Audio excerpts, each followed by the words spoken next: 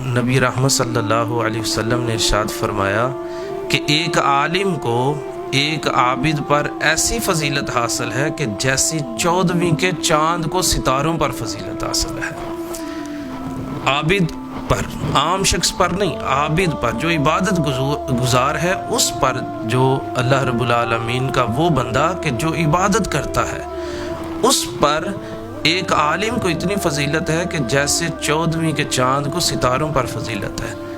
اور پھر ایک اور مقام پر میرے آقا نے ارشاد فرمایا، نبی پاک صلی اللہ علیہ وسلم فرماتے ہیں کہ وہ شخص جو عالم ہے، اس کو ایک عابد پر اتنی فضیلت حاصل ہے کہ جیسے مجھے تمہارے سب سے ادنا پر فضیلت حاصل ہے۔ یعنی نبی پاک صلی اللہ علیہ وسلم کو جو فضیلت حاصل ہے ایک ایسے شخص پر جو عام شخص ہے، اس پر جتنی رسول اللہ کو فضیلت حاصل ہے، ایک عالم کو ایک عابد پر اتنی فضیلت حاصل ہے۔ علماء کی شان بڑی بلند ہے۔